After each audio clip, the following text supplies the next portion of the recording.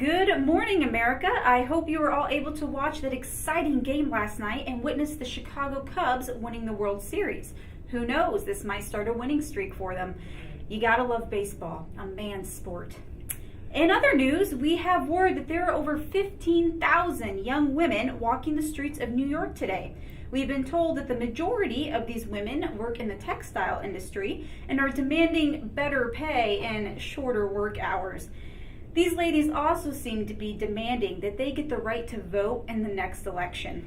I'm not sure who gave these girls the permission to stand up for themselves, but they could at least be wearing heels while doing it.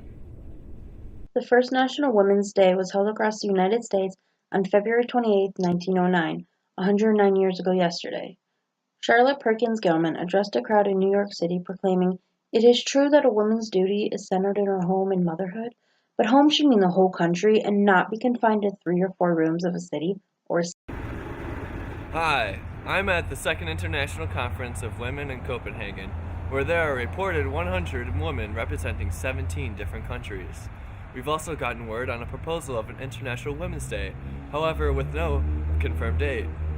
I got a chance to speak with Russian delegate Alexandra Kollontai, who said the main issues of the conference were strategies for attaining universal suffrage for women and social security for mother and child, including maternity leave and health insurance.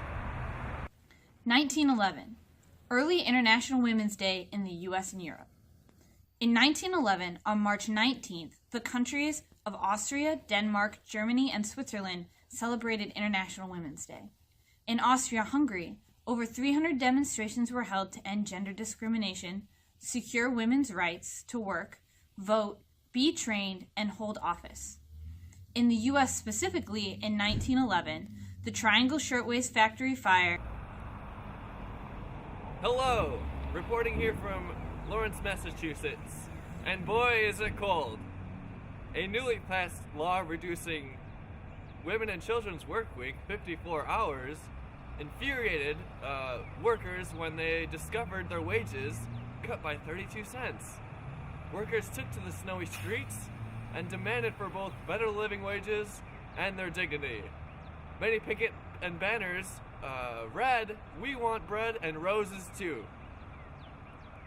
In the past weeks, several things have turned violent with strikers and police. On January 29th, gunshots rang out from police against a mob of strikers, killing mill worker Anna Lapizzo. Our thoughts go out to her family and the 15,000 workers in the streets of Lawrence, Massachusetts. On the eve of the Great War, while campaigning for peace, Russian women celebrated their first International Women's Day. During this period, women across Europe are holding rallies to campaign against the Great War and to express women's solidarity. Good morning, America. Today we have some exciting news regarding a woman who is trying to make some big changes. Alexandra Kollontai led a major women's rights demonstration yesterday in Russia. What was expected to be a small movement turned into a massive demonstration to protest deteriorating living conditions, lack of food supplies, and a shortage of goods. This social movement apparently made a large impact because the Soviets have decided to celebrate National Women's Day every year on February 23rd. In recognition of how important National Women's Day is, Vladimir Lenin, founder of Russia's Communist Party, declared Women's Day an official Soviet holiday. Communists in Spain and China later adopted the holiday as well. After 1945, the terminology shifted and Women's Day became Women's Day. Until the mid-1970s, International Women's Day would be celebrated primarily in socialist countries. 1975 was International Women's Year, and that year the United Nations began celebrating International Women's Day on March 8th. 2 years later, in December 1977, the General Assembly adopted a resolution proclaiming a United Nations Day for Women's Rights and International Peace to be observed on any day of the year by member states in accordance with their historical and national traditions. Students at the University of Chicago celebrated their first International Women's Day in 1978. 2014. Now, International Women's Day is celebrated in more than 100 countries.